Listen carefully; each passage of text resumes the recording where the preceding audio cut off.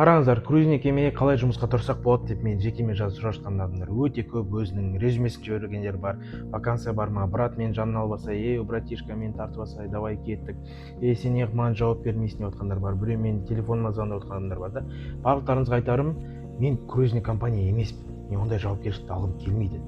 Жеті елге жұмысқа тем более жібергім келмейді. Ол өте үлкен бір жауапкершілік. Көбісі тартқысы келеді, жаңағыдай ақша жасағысы келеді деген сияқты. Мен ондай зат істегім келмейді. Себебі мен білемін, өзім шетелде тұрдым, көрдім. Ол өте бір үлкен сұранысты талап етеді. Құрлықтағы жұмыс пен теңіздегі жұмыс ол екеуі өте екі бөлек зат. Маған кемеде жұмыс жасап жүрген кезде маған предлагать еткен болатын, давайте 200-300 мың теңгесін аласың, жаңа адамдар тартсай жұмысқа деген кезде мен сол кезде уже отказ еткен болатын. Жоқ, мен лучше зарплатамды алып тыныш жүре берейін, маған ондай жауапкершілік қажет жоқ деп.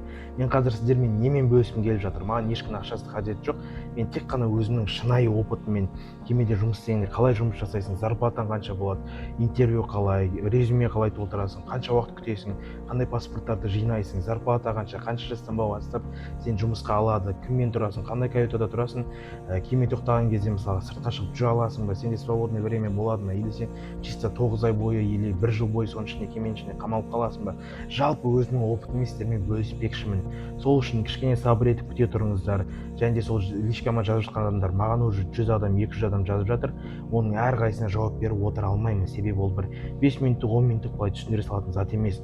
Менің өзім жұмысқа тұратын кезде 5 айдан астам уақыт күткен болатынмын. Ол өте үлкен бір уақытты талап етеді. Және де ешкім ешқандай заттан құр қалып жатқан жоқ. Ол кеме кеше басталып уже бір аптадан бітіп кетейін деп жатқан зат емес. Ол 20-30 жыл бойы бар. Ол әлемдегі бір үлкен бір трафик, анда-мында круизный кемелер өте көп. Және де ол жұмыс ешқандай сезонға қарамайды, қысы жаз демейді. Ол просто ұра береді, жұмыс істей беретін кемелер. Сол үшін кішкене сабыр етіңіздер. Мен сіздерге барлығын шынайы, не бар не жоқ екенін өзімнің опытыммен қазақша барлығын түсіндіретін боламын. Лучше маған тіркеліп алыңыздар. Менде Instagram бар, YouTube бар, TikTok бар. YouTubeқа мен недавно өзімнің видеомды салдым, сол жаққа кіріп қарап кетсеңіздер болады. Мен асықпай сіздермен бөлісетін боламын. Давайте барлықтарыңызға рахмет. Аман болыңыздар. Все, сол енді айтарым.